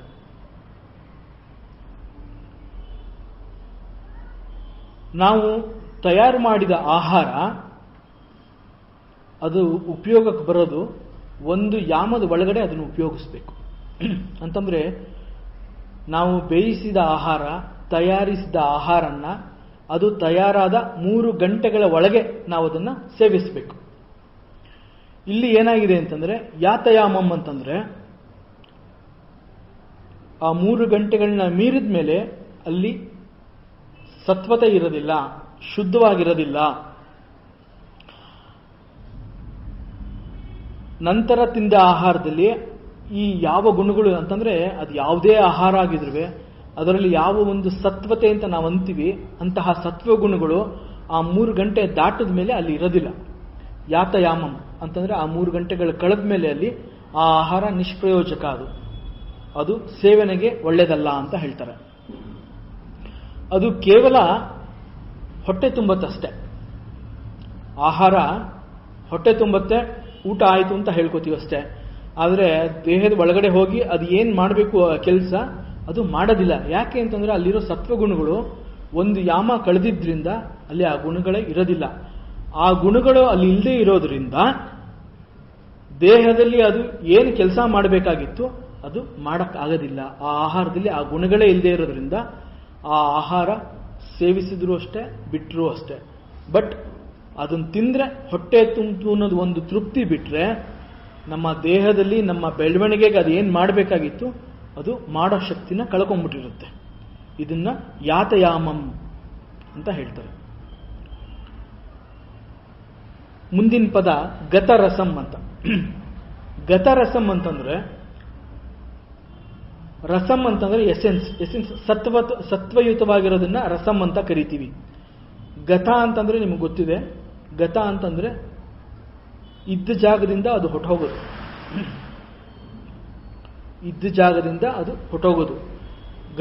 ಗತಕಾಲ ಅಂತಂದ್ರೆ ಆ ಟೈಮ್ ಮುಗಿದೋಗಿರುತ್ತಲ್ಲ ಅದು. ಸೊ ಇಲ್ಲಿ ಗತ ಅಂತಂದ್ರೆ ಇರಬೇಕಾಗಿದ್ದಾಗ ಅದು ಇಲ್ಲದೆ ಇರೋದು. ಯಾವ ಒಂದು ರಸವತ್ತಾದ ಅಥವಾ ಸತ್ವಯುತವಾದ ಆ ಗುಣಗಳು ಹೊಟ್ಟೋಗ್ಬಿಟ್ಟಿರೋದನ್ನ ಗತರಸಂ ಅಂತ ಕರೀತಾರೆ. ಅಂತ ಆಹಾರದಲ್ಲಿ ಯಾವ ವರ್ಚಸ್ಸು, ಶಕ್ತಿ, ಬಲ ಎಲ್ಲಾನು ಅದು ಬಿಟ್ಬಿಟ್ಟಿರುತ್ತೆ. ಅದೆಲ್ಲ ಬಿಟ್ಬಿಟ್ಟು ಗತ ಮುಂದೆ ಕೊಟ್ಟೋಗ್ಬಿಟ್ಟಿರುತ್ತೆ. ಯಾಕೆಂತಂದ್ರೆ ಒಂದು ಯಾಮ ಕಳೆದಿರೋದ್ರಿಂದ 3 ಗಂಟೆ ಅವಧಿ ಮುಗಿದಿರೋದ್ರಿಂದ ಆಹಾರದಲ್ಲಿ ಇರಬೇಕಾದ ಆ ಸತ್ವತೆ, ಶಕ್ತಿ, ಬಲ, ರುಚಿ ಪ್ರತಿಯೊಂದುವೇ ಅದನ್ನು ಬಿಟ್ಟು ಹೊಟ್ಟೋಗ್ಬಿಟ್ಟಿರುತ್ತೆ. ಅದನ್ನ ಗತರಸಂ ಅಂತ ಕರೀತಾರೆ. ತನ್ನ ಶಕ್ತಿನ ಆಹಾರ ತನ್ನ ಶಕ್ತಿನ ಕಳ್ಕೊಂಡಿರುತ್ತೆ ಅಂತ. ಸಾಮಾನ್ಯವಾಗಿ ಕೆಲವೊಂದ್ಸಲಿ ನಾವು ಕೆಲವು ಆಹಾರ ಪದಾರ್ಥಗಳನ್ನ ಫ್ರಿಡ್ಜಲ್ಲಿ ಇಡ್ತೀವಿ. ಫ್ರಿಡ್ಜಲ್ಲಿ ಯಾಕೆ ಇಡ್ತೀವಿ ಅಂತಂದ್ರೆ ಆಹಾರ ವೇಸ್ಟ್ ಮಾಡಬಾರ್ದು, ದುಡ್ಡು ಕೊಟ್ಟು ತಂದಿದ್ದೀವಿ ಅಂತ. ಆದರೆ ಫ್ರಿಡ್ಜ್ ಅನ್ನೋದು ಆರ್ಟಿಫಿಷಿಯಲ್ ಸಪೋರ್ಟ್ ಅಷ್ಟೇ. ಅದು ನಮ್ಮ ವಾತಾವರಣದಲ್ಲಿ ಒಂದು ಶೀತತೆ ಅಂದ್ರೆ ತಣ್ಣಗಿರೋವಂಥ ವ್ಯವಸ್ಥೆ, ಉಷ್ಣದ ವ್ಯವಸ್ಥೆ ಎಲ್ಲ ವಾತಾವರಣದಲ್ಲಿರೋ ಹಾಗೆ ಫ್ರಿಡ್ಜಲ್ಲಿ ಇರಕ್ಕೆ ಸಾಧ್ಯನೇ ಇಲ್ಲ. ಫ್ರಿಡ್ಜ್ ಒಂದು ಮಿಷಿನ್, ಆರ್ಟಿಫಿಷಿಯಲ್ ಸಪೋರ್ಟ್ ಅಷ್ಟೇ. ಫ್ರಿಡ್ಜಲ್ಲಿ ಇಟ್ಟರೂ ಕೂಡ ಆ ಇಟ್ಟಿದ್ದ ಟೈಮಲ್ಲಿ ತಣ್ಣಗಿರುತ್ತೆ, ನೋಡಕ್ಕೆ ಚೆನ್ನಾಗಿ ಕಾಣುತ್ತೆ, ಫ್ರೆಶ್ ಆಗಿರುತ್ತೆ. ಫ್ರಿಡ್ಜಿಂದ ತೆಗೆದ್ಮೇಲೆ ಕೂಡ ಅದನ್ನ ಡೈರೆಕ್ಟಾಗಿ ಯೂಸ್ ಮಾಡಬಾರ್ದು ಅಂತ ಹೇಳ್ತಾರೆ. ಫ್ರಿಡ್ಜಿಂದ ಈಚೆ ಬಂದಮೇಲೆ ರೂಮ್ ಟೆಂಪರೇಚರ್ಗೆ ಅದನ್ನ ತರಬೇಕು. ಸೊ ಒಂದು 10-15 ನಿಮಿಷ ಅದನ್ನ ಹಾಗೆ ಯೂಸ್ ಮಾಡೋ ಹಾಗಿಲ್ಲ. ಫ್ರಿಡ್ಜಿಂದ ತೆಗೆದ ತಕ್ಷಣ ಸ್ಟವ್ ಮೇಲೆ ಇಟ್ಟು ಬಿಸಿನೂ ಮಾಡಬಾರ್ದು. ಯಾಕೆಂತಂದ್ರೆ ಅದು ಆ ಟೆಂಪರೇಚರ್ಲೇ ಇರುತ್ತೆ. ಅದು ತನ್ನ ಆ ಟೆಂಪರೇಚರ್ನ ಕಳ್ಕೊಂಡು ನಾರ್ಮಲ್ ಈ ವಾತಾವರಣದ ವ್ಯವಸ್ಥೆಗೆ ಆಹಾರ ವಾಪಸ್ ಬರಬೇಕು ಅಂತ ಟೈಮ್ ಮುಗಿದ ಮೇಲೆ ಅದನ್ನ ಬಿಸಿ ಮಾಡಿ ತಿನ್ನಬೇಕು.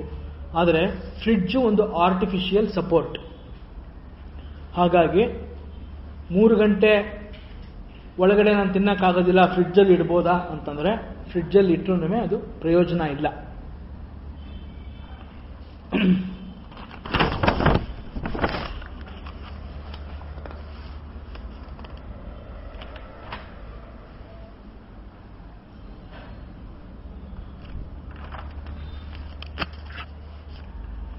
ಗತರಸಂ ಅಂತಂದ್ರೆ ಇನ್ನೊಂದು ಅರ್ಥ ಇದೆ.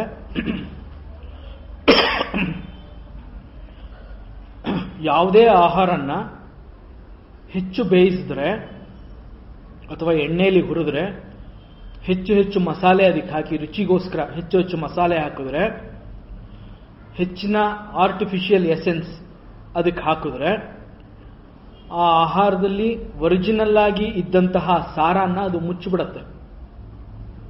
ಅದರಲ್ಲಿ ಇದ್ದ ಒಂದು ನಿಜವಾದ ಸತ್ವತೆ ಹೊಟ್ಟೋಗ್ಬಿಟ್ಟು ನಾವು ಹೆಚ್ಚು ಬೇಯಿಸ್ತೀವಿ, ಹೆಚ್ಚು ಎಣ್ಣೆ ಹಾಕ್ತೀವಿ, ಹೆಚ್ಚು ಉಪ್ಪು ಹುಳಿಯ ಖಾರ ಹಾಕ್ತೀವಿ, ಹೆಚ್ಚು ಆರ್ಟಿಫಿಷಿಯಲ್ ಎಸೆನ್ಸ್ ಹಾಕಿ ಅದರ ನಿಜವಾದ ಶಕ್ತಿಯಿಂದ ನಾವೇ ಅದನ್ನ ರುಚಿಗೋಸ್ಕರ ಕಡಿಮೆ ಮಾಡ್ಬಿಡ್ತೀವಿ. ಅದನ್ನು ಕೂಡ ಗತರಸಂ ಅಂತ ಕರೀತಾರೆ.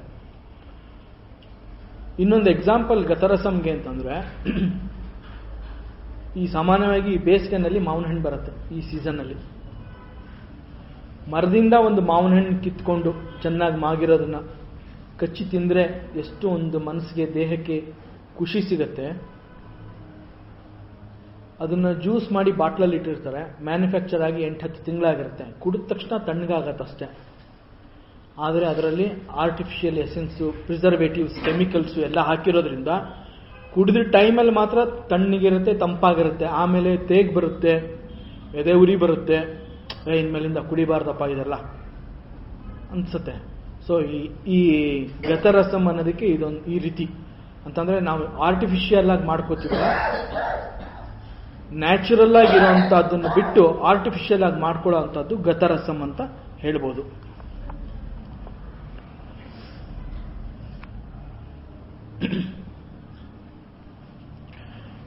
ಇನ್ನೊಂದು ಪೂತಿ ಅಂತ ವರ್ಡ್ ಯೂಸ್ ಮಾಡಿದ್ದಾರೆ ನೋಡಿ ಇಲ್ಲಿ. ಗತರಸಂ ಪೂತಿ. ಪೂತಿ ಅಂತಂದ್ರೆ ಬೇರೆಯದೇ ವಾಸನೆ. ಸಾಮಾನ್ಯವಾಗಿ ನಮಗೆ ಎಲ್ರಿಗೂ ಗೊತ್ತಿದೆ ಯಾವ್ಯಾವ ಆಹಾರ ಪದಾರ್ಥಗಳು ಅಥವಾ ತರಕಾರಿಗಳು ಹೇಗಿರುತ್ತೆ, ಅದರ ವಾಸನೆ ಹೇಗಿರುತ್ತೆ ಅನ್ನೋದು ನಮಗೆ ಗೊತ್ತಾಗತ್ತೆ. ಯಾಕೆಂತಂದ್ರೆ ದಿನನಿತ್ಯ ನಾವು ಅದನ್ನ ನೋಡ್ತಾ ಇರ್ತೀವಿ. ಒಂದು ತರಕಾರಿ ನೋಡಿದ ತಕ್ಷಣ ಅದರ ಒಂದು ಪರಿಮಳ, ಅದು ಒಂದು ವಾಸನೆ, ಅದು ಹೇಗಿರುತ್ತೆ, ಅದು ಹಾಗಿಲ್ದೆ ಹೋದ್ರೆ ಆ ವಾಸನೆ ಬೇರೆ ತರ ಇದ್ರೆ ತಕ್ಷಣ ಅಂತೀವಿ ಇದು ಓಲ್ಡ್ ಸ್ಟಾಕ್ ಇರ್ಬೋದು, ಇದು ಫ್ರೆಶ್ ಅಲ್ಲ. ಸೊಪ್ಪಿರ್ಬೋದು, ಬೇರೆ ತರಕಾರಿ, ಸೌತೆಕಾಯಿ ಇರ್ಬೋದು, ಹಸಿಮೆಣಸಿನಕಾಯಲ್ಲಿ ಕೂಡ ಫ್ರೆಶ್ ಆಗಿದ್ರೆ ಒಂದು ಘಾಟ್ ಹೊಡೆಯುತ್ತೆ. ಸೊ ಹಾಗಾಗಿ ಈ ಪೂತಿ ಅಂತಂದ್ರೆ ಬೇರೆಯದೇ ವಾಸನೆ.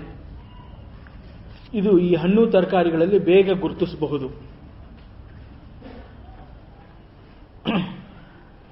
ಆ ಥರ ಅಂಥ ಸಂದರ್ಭದಲ್ಲಿ ನಾವು ಆ ಥರ ರುಚಿನ ನಾವು ತಿಂದರೂ ಅದರಿಂದ ಪ್ರಯೋಜನ ಇಲ್ಲ. ಯಾಕೆ ಅಂತಂದ್ರೆ ಅದು ಪೂತಿ ಅಂತಂದ್ರೆ ಅದು ಇರಬೇಕಾದ ಒಂದು ವಾಸನೆ, ಒಂದು ಘಮ ಅದರಲ್ಲಿ ಇಲ್ಲ. ಅದು ಬೇರೆ ರೀತಿಯಲ್ಲೇ ಇರುತ್ತೆ. ಅದನ್ನ ಪೂತಿ ಅಂತ ಕರೀತಾರೆ. ಪರ್ಯುಷಿತಂ ಅಂತ ಮುಂದಿನ ವಾರ. ಪರ್ಯುಷಿತಂ ಅಂತಂದ್ರೆ ತುಂಬಾ ಹಳೆಯ ಆಹಾರ ಅಂತಂದ್ರೆ ನೆನ್ನೆ ಮಾಡಿರೋದು, ಮೊನ್ನೆ ಮಾಡಿರೋದು, ಆ ಥರ ಹಳೆಯ ಆಹಾರ, ಕೆಟ್ಟು ಹೋದ ಆಹಾರ ಅಥವಾ ಹಳಸಿದ ಆಹಾರ 1-2 ದಿನಗಳ ನಂತರ ಅದರ ಸ್ವರೂಪವೇ ವಿಚಿತ್ರವಾಗಿರುತ್ತೆ. ಹಳಸಿದ ವಾಸನೆಯಿಂದ ಕೂಡಿದ ಆಹಾರ ಸೇವಿಸಕ್ಕೆ ಸಾಧ್ಯನೇ ಇಲ್ಲ. ಇದನ್ನ ಪರ್ಯುಷಿತಂ ಅಂತ ಕರೀತಾರೆ. ಮತ್ತೊಂದು ಉಚ್ಚಿಷ್ಟಂ ಅಂತ ಹೇಳ್ತಾರೆ. ಉಚ್ಚಿಷ್ಟಂ ಅಂತಂದ್ರೆ ಮಿಕ್ಕ ಆಹಾರ ಅಂತ. ಮಿಕ್ಕ ಆಹಾರ ಅಂತಂದ್ರೆ ಏನು ಅಂತಂದ್ರೆ, ಸಾಮಾನ್ಯವಾಗಿ ನಾವು ಈ ಮದುವೆ ಮನೆಗಳಲ್ಲಿ ಅಥವಾ ಯಾವ್ದಾದ್ರು ಒಂದು ಸಮಾರಂಭಗಳಲ್ಲಿ ನೋಡ್ತೀವಿ, ಬೇಕಾದಷ್ಟು ಎಲೆಗೆ ಬಂದಿದ್ದನ್ನೆಲ್ಲ ಕೇಳಿ ಹಾಕಿಸ್ಕೊಂಡು ಕೊನೆಗೆಲ್ಲ ಚೆಲ್ಲೋದು. ಅದನ್ನು ಎತ್ಕೊಂಬಂದು ಈಚೆ ಹಾಕ್ತಾರೆ, ಅದನ್ನು ಇನ್ಯಾರೋ ತಿಂತಾ ಇರ್ತಾರೆ. ಅದು ಮಿಕ್ಕ ಆಹಾರ ಅಂತಂದ್ರೆ ಅದು. ಉಚ್ಚಿಷ್ಟಂ ಅಂತಂದ್ರೆ ಯಾರೋ ಒಬ್ರು ತಿಂದು ಮಿಕ್ಕಿರೋ ಅಂತದ್ದು ಅದು ಆಹಾರ. ಬಿಸಾಡಿರೋ ಆಹಾರ, ಎಂಜಲನ್ನ, ಇದೆಲ್ಲ ಉಚ್ಚಿಷ್ಟಂ ಅಂತ. ಇನ್ನೊಂದು ಅಮೇದ್ಯಂ ಅಂತ ಹೇಳ್ತಾರೆ. ಅಮೇದ್ಯಂ ಅಂತಂದ್ರೆ ಕೊಳಕಾದ ಆಹಾರ. ಕೊಳಕಾದ ಆಹಾರ ಅಂತಂದ್ರೆ ರಕ್ಷಣೆ ಮಾಡಿಲ್ಲದೆ ಇರೋ ಆಹಾರ. ಆಹಾರನ ಮುಚ್ಚಿಟ್ಟಿಲ್ಲದೆ ಇರೋದು, ಅದ್ರ ಕಡೆ ಗಮನ ಕೊಡದೆ ಇರೋದು, ಬೇಕಾಬಿಟ್ಟು ಎಲ್ಲೋ ಒಂದು ಕಡೆ ಇಟ್ಬಿಟ್ಟಿರೋದು ಅಂತಂದ್ರೆ ಯಾರಿಗೂ ಬೇಡವಾಗಿರೋ ಆಹಾರ ಅಷ್ಟೇ. ಬಟ್ ನನಗೆ ಬೇಡ, ಅವ್ರಿಗೆ ಬೇಡ, ಇವ್ರಿಗೆ ಬೇಡ ಅಂತ ಎಲ್ಲರಿಂದ ತಿರಸ್ಕೃತ ಆಗಿರೋ ಆಹಾರ. ಇದೆಲ್ಲ ಈ ರಾಜಸಿಕ ಆಹಾರ ಅಂತ ಕರೀತಾರೆ. ಇಂತಹ ಆಹಾರ ಆ ವ್ಯಕ್ತಿಗಳಿಗೆ ಯಾಕೆ ಇಷ್ಟ ಆಗತ್ತೆ ಅಂತಂದ್ರೆ,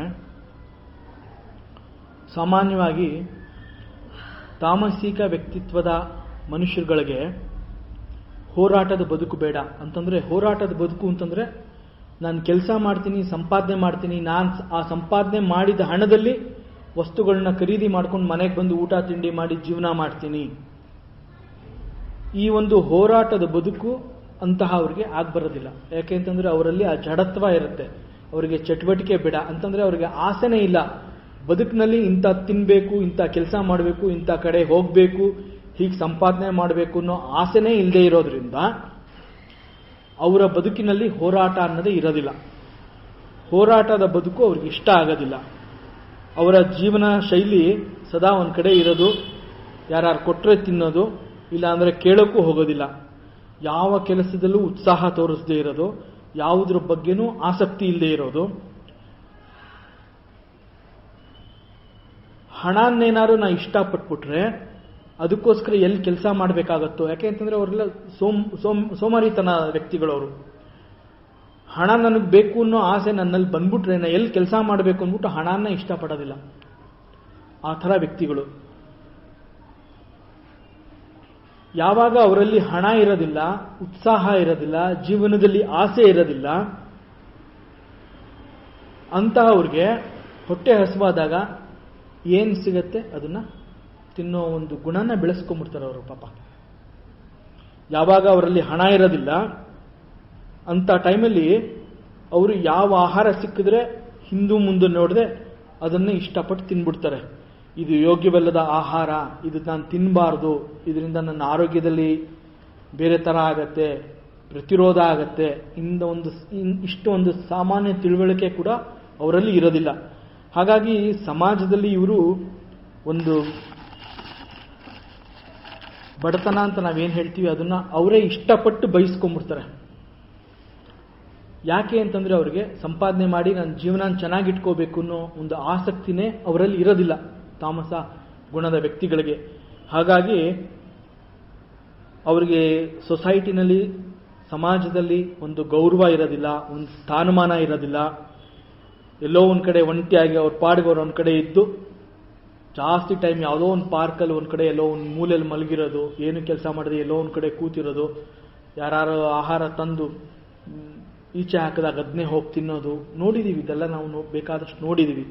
ಆ ಥರ ವ್ಯಕ್ತಿಗಳಾಗಿ ಅವ್ರಿಗೆ ಕೆಲಸ ಕೊಡಿಸ್ತೀನಿ ಬಾ ಅಂತಂದ್ರೆ ಅವ್ರು ನಾಳೆಯಿಂದ ನಮ್ಮನ್ನು ಭೇಟಿನೇ ಮಾಡೋದಿಲ್ಲ ಅವರು. ಯಾಕೆಂತಂದ್ರೆ ನಾವೆಲ್ಲಿ ಅವ್ರನ್ನ ಕರ್ಕೊಂಡೋಗಿ ಕೆಲಸಕ್ಕೆ ಸೇರಿಸ್ಬಿಡ್ತೀವೋ ಅಂತಂದ್ಬಿಟ್ಟು ಕೆಲಸ ಮಾಡೋದಕ್ಕೆ ಅವ್ರಿಗೆ ಇಷ್ಟ ಇರೋದಿಲ್ಲ. ಹಾಗಾಗಿ ಅವ್ರು ಎರಡನೇ ಸಲ ನಮ್ಮನ್ನು ನೋಡೋದು ಇಲ್ಲ, ಹಂಗೆ ತಪ್ಪಿಸ್ಕೋತಾರೆ. ಸೊ ಅಂತಹ ವ್ಯಕ್ತಿಗಳಿಗೆ ಈ ಆಹಾರ ಬಿಟ್ಟರೆ ಬೇರೆ ಇಲ್ಲವೇ ಇಲ್ಲ. ಸೊ ಹಸಿವೆ ಜಾಸ್ತಿ ಆದಾಗ ಬದುಕಬೇಕು ಅನ್ನೋ ಅದೊಂದೇ ಒಂದು ಆಸೆಗೆ ಆಹಾರ ಹೇಗಿದ್ರೂ ಸರಿ ಅದನ್ನೇ ಇಷ್ಟಪಟ್ಟು ತಿನ್ಬಿಡ್ತಾರೆ. ಈ ರೀತಿ ಸಾತ್ವಿಕ, ರಾಜಸಿಕ ಮತ್ತು ತಮೋಗುಣದ ಮೂರೂ ಜನರು ಇಷ್ಟಪಡುವ ಈ ಮೂರು ರೀತಿಯ ಬೇರೆ ಬೇರೆ ಆಹಾರ ಪದ್ಧತಿ ಈ ರೀತಿ ಇರುತ್ತೆ. ಇಲ್ಲಿ ಪರಮಾತ್ಮ ಯಾವ ಆಹಾರ ಪದಾರ್ಥನೂ ಹೆಸರು ಹೇಳಿಲ್ಲ. ಅದರಿಂದ ನಮಗೆ ಆ ಸಂಶಯ ಬೇಡ, ನಾವು ತಿನ್ನೋ ಆಹಾರ ಹೇಗಿದೆ ಅಂತ ನಾವು ಅಲ್ಲಿ ಚರ್ಚೆ ಮಾಡಿಕೊಂಡು ಬೇರೆ ರೀತಿ ಯೋಚನೆ ಮಾಡೋದು ಬೇಡ. ಯಾಕೆಂದರೆ ಪರಮಾತ್ಮ ಇಲ್ಲಿ ಆಹಾರದ ಯಾವ ಪದಾರ್ಥದ ಬಗ್ಗೆನೂ ಮಾತಾಡಿಲ್ಲ. ಆಹಾರ ಈ ರೀತಿ ಇರಬೇಕು, ಈ ರೀತಿ ಆಹಾರ ತಿಂದರೆ ಹೀಗಾಗತ್ತೆ ಅನ್ನೋದನ್ನು ಮಾತ್ರ ಹೇಳಿದ್ದಾನೆ. ಯಾವುದೇ ಆಹಾರ ಪರಮಾತ್ಮನ ಪ್ರಸಾದ. ಅದರಿಂದ ಇದನ್ನ ಮನಸ್ಸಿನಲ್ಲಿ ಇಟ್ಕೊಂಡು ನಾವು ಬೇಡದ್ದನ್ನು ಯೋಚನೆ ಮಾಡಿಕೊಂಡು ಬೇರೆಯವರು ಏನೋ ತಿನ್ಬೇಕಾದ್ರೆ ನಾವು ಅವ್ರ ಜೊತೆ ಮಾತು ಬೆಳೆಸ್ಕೊಂಡು ಚರ್ಚೆಗೆ ಆಸ್ಪದ ಕೊಡೋದು ಬೇಡ. ನಮ್ಮ ಪಾಲ್ಗೆ ಏನು ಬಂದಿದೆ ಕಣ್ಗೊತ್ಕೊಂಡು ಪರಮಾತ್ಮನ ಪ್ರಸಾದ ಅಂತ ಸ್ವೀಕಾರ ಮಾಡಬೇಕು. ಹಾಗಾಗಿ ಬೇರೆಯವರು ತಿನ್ನೋ ಆಹಾರದ ಬಗ್ಗೆ ನಾವು ಮಾತಾಡಿ ಅವ್ರ ಮನಸ್ಸಿಗೆ ನೋವಾಗೋ ಹಾಗೆ ನಾವು ಮಾಡಕ್ಕೆ ಹೋಗಬಾರ್ದು. ಇದು ಒಂದು ತಿಳುವಳಿಕೆ, ಇದೊಂದು ಜ್ಞಾನ ಅಷ್ಟೆ. ಎಲ್ಲ ಆಹಾರನೂ ಪರಮಾತ್ಮನೇ ಕೊಟ್ಟಿರೋದು. ಪ್ರತಿಯೊಂದು ಆಹಾರನೂ ಮಣ್ಣಿಂದನೇ ಬಂದಿದೆ. ಆದ್ದರಿಂದ ಆಹಾರ ಪದ್ಧತಿ ಮಾತ್ರ ಇಲ್ಲಿ ಎಕ್ಸ್ಪ್ಲೇನ್ ಮಾಡಿದ್ದಾನೆ. ಮುಂದೆ ಗೊತ್ತಾಗುತ್ತೆ ಯಾವ ಆಹಾರ ಹೇಗೆ, ಯಾವ ಆಹಾರದಲ್ಲಿ ಧರ್ಮ ಹೇಗಿದೆ ಅದೆಲ್ಲ ಎಕ್ಸ್ಪ್ಲೇನ್ ಮಾಡ್ತಾನೆ. ಅದರಿಂದ ಗೊತ್ತಿಲ್ಲದೆ ನಾವು ಬೇರೆಯವರ ಆಹಾರದ ಬಗ್ಗೆ ಟೀಕೆ ಮಾಡೋಕ್ಕೆ ಹೋಗೋದು ಬೇಡ. ಈ ರೀತಿ ಈ ಬೇರೆ ಬೇರೆ ಆಹಾರಗಳನ್ನೆಲ್ಲ ಈ ರೀತಿ ತಿಂದ ಮನುಷ್ಯ ಅವನ ಬೆಳವಣಿಗೆ ಆಹಾರದಿಂದ ಆಗತ್ತೆ. ದೈಹಿಕವಾಗಿ, ಮಾನಸಿಕವಾಗಿ ಈ ಆಹಾರದಿಂದ ಅವನ ಬೆಳವಣಿಗೆ ಆಗ್ತಾನೆ, ಬೆಳೀತಾನೆ ಅಂತಂದ್ರೆ ಆಹಾರ ಸೇವಿಸಿದ ಬಳಿಕ ಅವನು ಬೆಳೀತಾನಲ್ಲ, ಬೆಳೆದ ಮೇಲೆ ಅವನ ಆಚರಣೆ ಹೇಗಿರುತ್ತೆ, ಅವನು ಏನು ಕೆಲಸ ಮಾಡ್ತಾನೆ, ಯಾವ ರೀತಿ ಇರುತ್ತೆ ಅವನ ಒಂದು ಕೆಲಸ, ಪರಮಾತ್ಮನ ಯಜ್ಞ ಹೇಗೆ ಮಾಡ್ತಾನೆ, ಯಜ್ಞ ಅಂತಂದ್ರೆ ಮಾಡೋ ಕೆಲಸ ಅಂತ ಅರ್ಥ. ಸಾಧನೆಯ ಹಾದಿಯಲ್ಲಿ ಮನುಷ್ಯನ ಆಹಾರ ಪದ್ಧತಿ ಅವನ ಗುಣಗಳಿಗೆ ತಕ್ಕಂತೆ ಇರುತ್ತೆ, ಅದಕ್ಕೆ ತಕ್ಕಂತೆ ಅವನ ಮನಸ್ಸಿರುತ್ತೆ, ಆಹಾರಕ್ಕೆ ತಕ್ಕಂತೆ ಅವನ ಮನಸ್ಸಿರುತ್ತೆ. ಅಂತಹ ಬೇರೆ ಬೇರೆಯದೇ ಆದ ಮನಸ್ಸಿನ ವ್ಯಕ್ತಿಗಳು ಯಾವ ರೀತಿಯಲ್ಲಿ ಯಜ್ಞದಲ್ಲಿ ತೊಡಗ್ತಾರೆ. ಹಾಗಾದರೆ ಯಜ್ಞ ಅಂತಂದ್ರೆ ಏನು, ಯಾವ ರೀತಿ ಯಜ್ಞದಲ್ಲಿ ಅವರೆಲ್ಲ ತೊಡಗ್ತಾರೆ. ಈ ರೀತಿ ಆಹಾರ ಸೇವನೆ ಮಾಡಿದ ವ್ಯಕ್ತಿಗಳು ಏನು ಯಜ್ಞ ಮಾಡ್ತಾರೆ, ಯಾವ ರೀತಿ ಇರುತ್ತೆ ಅವ್ರದ್ದು ಯಜ್ಞ ಅಂತಂದ್ರೆ. ಯಜ್ಞ ಅಂತಂದ್ರೆ ಏನು ಅಂತಂದ್ರೆ, ಯಜ್ಞ ಅಂದ್ರೆ ನಾವು ಭಗವಂತನ ಕುರಿತು ಮಾಡುವ ಪೂಜಾ ವಿಧಾನ, ಪೂಜಾ ಆಚರಣೆ, ಭಗವಂತನ ಸೇವೆ, ನಮ್ಮನ್ನು ನಾವು ಅಂತಹ ಆಚರಣೆಯಲ್ಲಿ ಹೇಗೆ ತೊಡಗಿಸ್ಕೋತೀವಿ. ಯಜ್ಞ ಅಂತಂದ್ರೆ ಪರಮಾತ್ಮನ ಪೂಜೆ, ಒಂದು ಆಚರಣೆ, ಯಾವ ರೀತಿ ಪೂಜೆ ಮಾಡ್ತೀವಿ, ಆ ಪೂಜೆ ಅಂತಂದ್ರೇನು, ಯಾಕೆ ಮಾಡ್ತೀವಿ, ಅದು ಕೂಡ ಮುಂದೆ ಬರುತ್ತೆ. ಯಾತಕ್ಕೆ ಇದನ್ನೆಲ್ಲ ನಾವು ಮಾಡ್ತೀವಿ ಅಂತಂದ್ರೆ, ನಮ್ಮದೇ ಆದ ಒಂದು ನಿರ್ದಿಷ್ಟ ಬಯಕೆಗಳು ನಮ್ಮಲ್ಲಿರುತ್ತೆ. ನಮ್ಮ ಗುಣಗಳಿಗೆ ತಕ್ಕಂತೆ ನಮ್ಮ ಬಯಕೆಗಳನ್ನ ನಾವು ವ್ಯಕ್ತಪಡಿಸ್ತಾ ಹೋಗ್ತೀವಿ. ನಮಗೆ ನಮ್ಮದೇ ಆದ ಒಂದು ಕಲ್ಪನೆ ಇರುತ್ತೆ, ನಮ್ಮದೇ ಆದ ಒಂದು ಆಸೆ ಇರುತ್ತೆ, ನಮ್ಮದೇ ಆದ ಒಂದು ಬಯಕೆಗಳಿರುತ್ತೆ.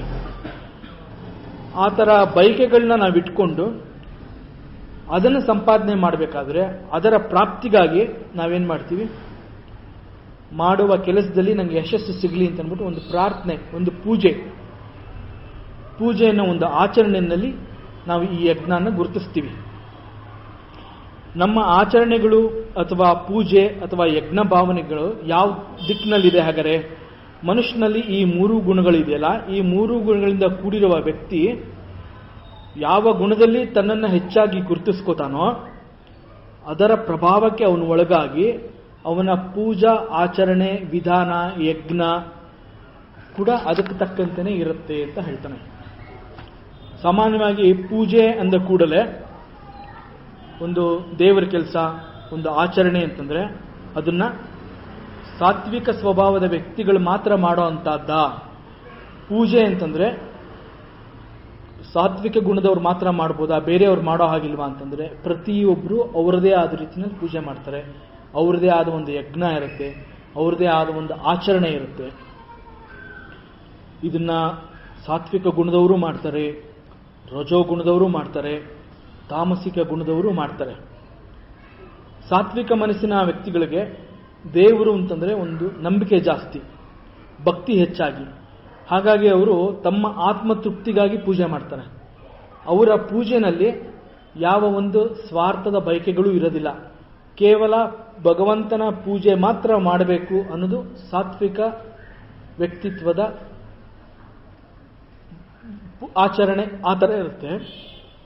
ರಜೋಗುಣದವರು ಪೂಜೆ ಮಾಡ್ತಾರೆ, ತಪ್ಪೇನೂ ಇಲ್ಲ, ಅವರು ಕೂಡ ಶಾಸ್ತ್ರೋಕ್ತವಾಗಿ ಪೂಜೆ ಮಾಡ್ತಾರೆ.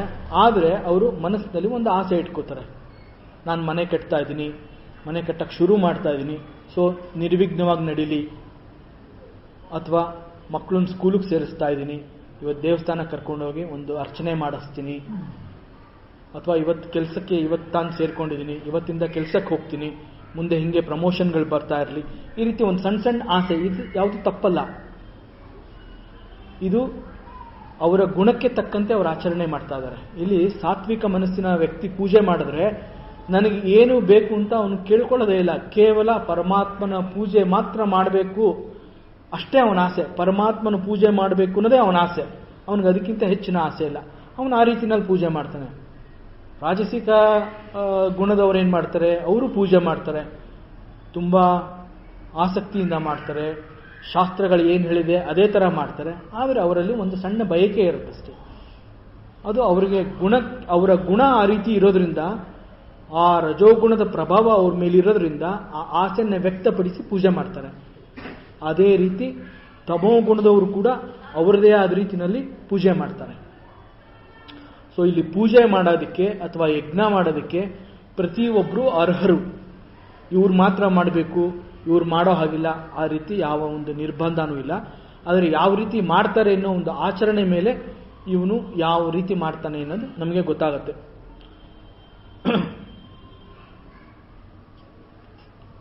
ಈ ಯಜ್ಞ ಯಾವ ರೀತಿ ಮಾಡ್ತಾನೆ, ಸಾತ್ವಿಕ ಯಜ್ಞ ಯಾವ ಥರ ಇರುತ್ತೆ, ರಾಜಸಿಕ ಯಜ್ಞ ಯಾವ ಥರ ಇರುತ್ತೆ, ತಾಮಸಿಕ ಯಜ್ಞ ಯಾವ ಥರ ಇರುತ್ತೆ ಅನ್ನೋದನ್ನು ಮುಂದಿನ ವಾರ ನೋಡೋಣ.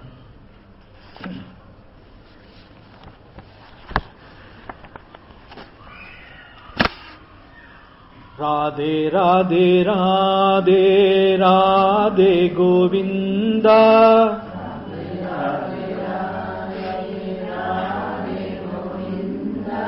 ವೃಂದಾವನ ಚಂದ ವೃಂದಾವನ ಚಂದ, ಅನಾಥನಾಥ ದೀನ ಬಂಧು ರಾಧೆ ಗೋವಿಂದ.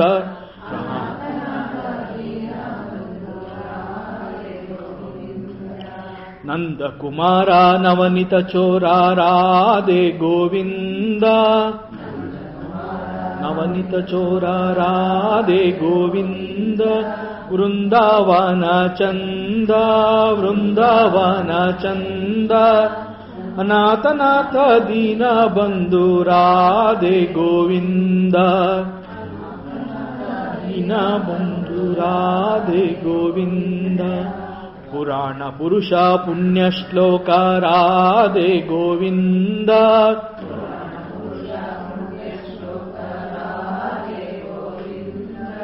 ವೃಂದಾವನ ಚಂದ ವೃಂದಾವನ ಚಂದ,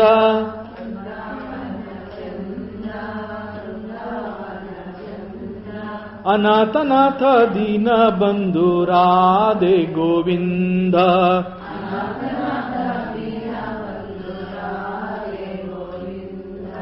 ಪಂಡರಿನಾಥ ಪಾಂಡುರಂಗ ರಾಧೆ ಗೋವಿಂದ.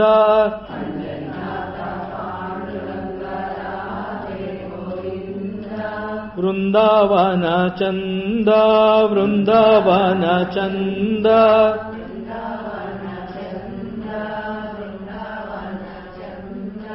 ಅನಾಥನಾಥ ದೀನ ಬಂಧು ರಾಧೆ ಗೋವಿಂದ.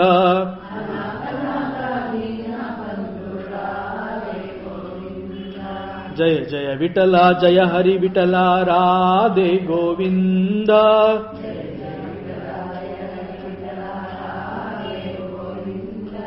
ವೃಂದಾವನ ಚಂದ ವೃಂದಾವನ ಚಂದ,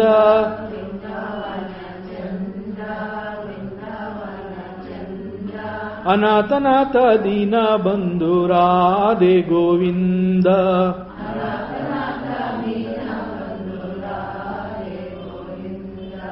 ರಾಧೆ ರಾಧೆ ರಾಧೆ ರಾಧೆ ಗೋವಿಂದ.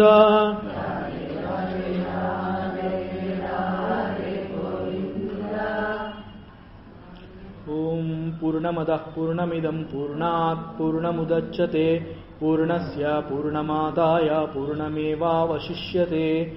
ಓಂ ಶಾಂತಿ ಶಾಂತಿ ಶಾಂತಿ. ಶ್ರೀಕೃಷ್ಣಾರ್ಪಣಮಸ್ತು. ಹರಿ ಓಂ.